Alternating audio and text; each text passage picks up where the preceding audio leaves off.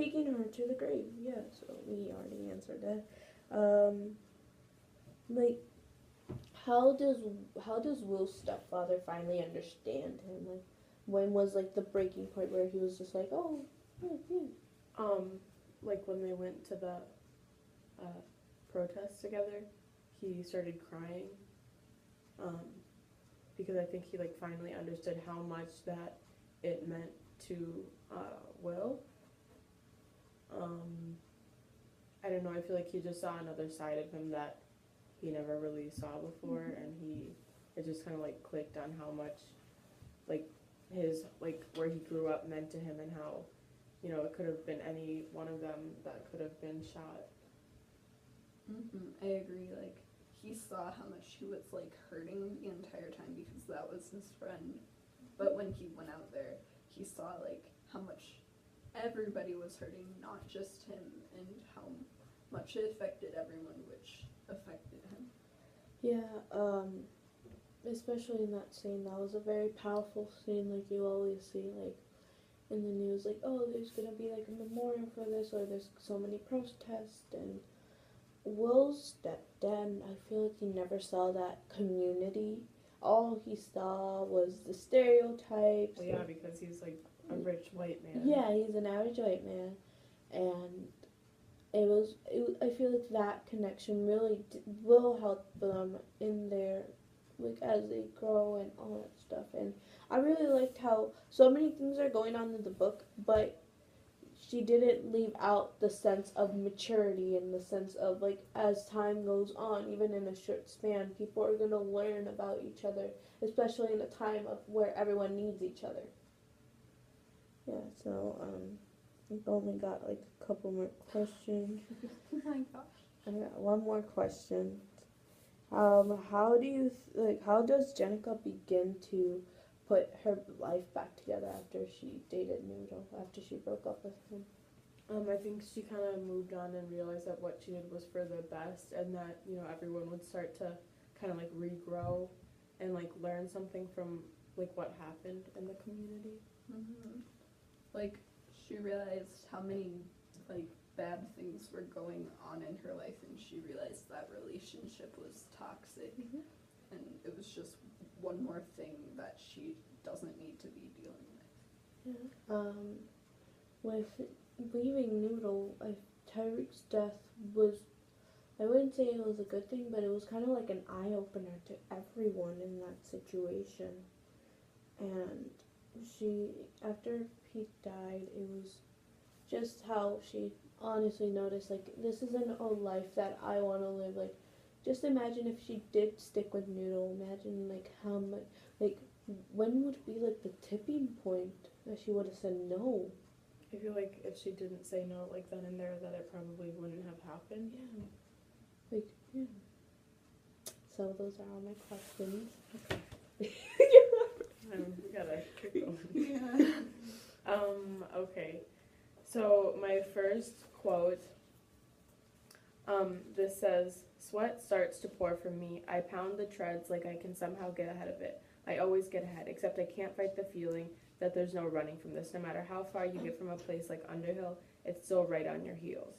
And I felt like this quote really represents a lot of the community, and like how, like, where they grew up, you can't really run away from it. And like, especially from Noodle's perspective, he's angry with everything, but he needs to know that like you can't just run away from a feeling like that, and that you need to like do something to help cope with it, if that makes sense. Yeah. Okay, and then my next is from Tina, and she's like in Tyreek's room, and she said, she's talking about all the things that she's finding, and she said, "A knife as long as my elbow to wrist with a red strap and a smooth case of leather. Ouch, it is not a toy." And so I feel like she's kind of like learning to realize what is like actually starting to go on, because like before I don't think that she really understood very much.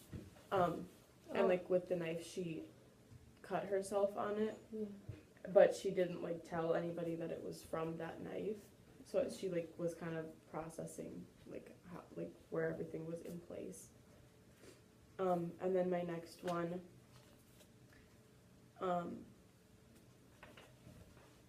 this is from Brian, when he's like being like on the TV show or whatever. He said, "I just stepped up.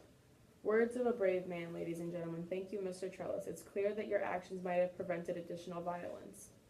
Is that clear, I wonder? Gun, someone shouted, but when I looked, I didn't see it. I'm sure it was there, but I can't remember actually seeing it. So this just shows that he was probably like in his mind thinking, you know, oh, he's black, he must have a gun because he's in a gang and whatnot. And this next one,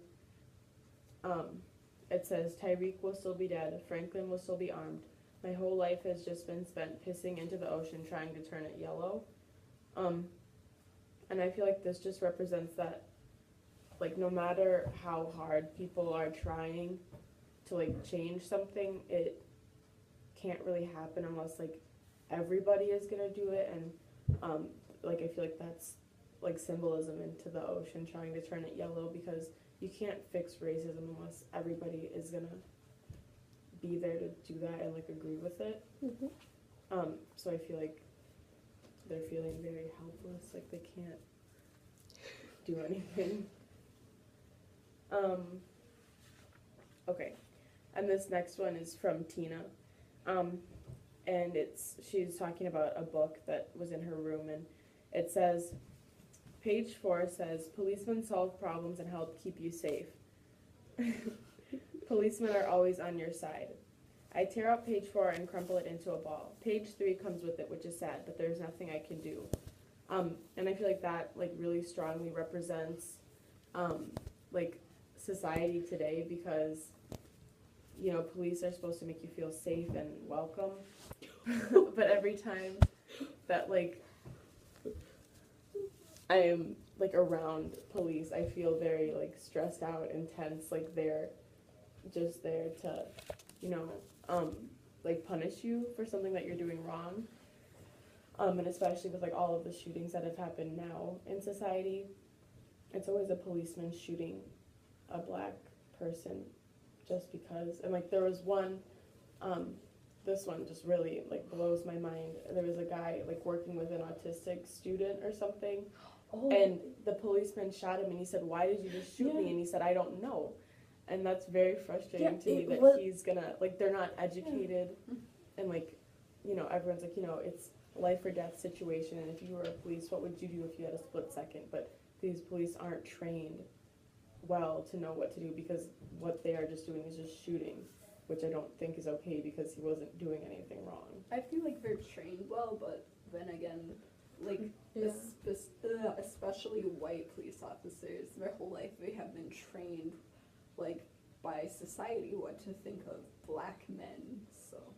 Yeah, but so I just feel like it's kind of sad that somebody so young would, like, think about police that way, and I feel like that kind of says something that needs to change. And this next one is from, like, Tyrell and Junior when he visits him. He said, "T never let me down," Tyrell says. "Me either. He's still got my knife, ain't he? I wonder what'll happen to it now." And this is, like, just going back along to, like, with how Tina was putting together what was happening, and how the knife, like, how Tina, like, kind of saved Tyreek's, like, reputation, I guess. And then there's another one from Tina, and it says, "The policeman took away a lot of Tyreek's things, but they did not find the big red knife. I'm good at hiding things. Tyreek's bad knife lives in my room now. I can't forget that it is there, but I can remember not to touch it anymore. It was only a mistake the first time. Tyreek says if I find something dangerous, don't touch it. Just tell him. I will always protect you, Tyreek promised. I can keep promises too." And this is just following along with, like, the whole, like, hiding things and keeping his reputation okay and whatever. And then this one is from Tyrell, and it's about Brick saying that they're gonna go cut Franklin, as just a warning. And he's thinking, "That's probably what Sis told Junior, wasn't it? Just a cut. I shiver, but it doesn't shake away from the rush that I feel underneath." And so, like, Tyrell knows what's bad and what is like supposed to be happening, and he's not supposed to do that, even though like he shot his best friend, I guess. Okay, so I did research. So I found that Kekla, I think that's how you pronounce it, on Magoon, she says her two main inspirations for the story were the deaths of Trayvon Martin and Mike Brown. So Trayvon, he was from Miami, Florida, and Mike was from Ferguson, Missouri. So each of these young men, they like share the same like general story. They're very young black men, and a white police officer finds them threatening and shoots them. So there are many different reactions for this. So in Miami, for Trayvon, it's overall a more like protective, like more peaceful like mourning, and like trying to get everyone rallied together. Whereas in Ferguson, it was more of the angry side of the grief, like, and trying to show people this keeps happening and this is a problem and we won't stand for it. So they were both Trayvon and Mike were both shot by cops. So how do you think it is different than Tyreek in the store being shot by just like a random white guy? I feel like there would be more justice if it was just a random white guy, because you always see, oh, it's a police officer, he knows what he's doing, like they have this standard, like most of the time they just get paid leave, but with a random white guy, I feel like there would be more of a pressure to, like, I wouldn't say pressure because I feel like the pressure would be the same, but there would be a highly better chance of them being jailed than what a police officer would get.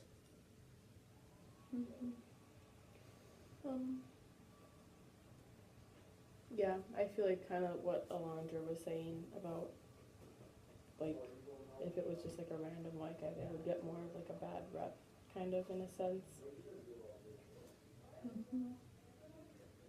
But still in the book, it's very, like, this white guy, I mean, he was just defending himself, so there was still that piece. But, so do you think, like, the community in the story is more similar to, like, how it happened in Miami with Trayvon? Like, these men both, like, had a big piece in Black Lives Matter, but it was, like, more peaceful protesting, and, like, we're here, we just want to support one another? Or do you think it was more the results from Michael Brown, where there was, like, outrage and trying to, like, block places, like, we want justice, this cannot keep happening? I feel like the start of the movement came from like anger, but the protesting in general was really peaceful. They didn't really talk much about like the protests because it just kind of went into Jenica and Noodle.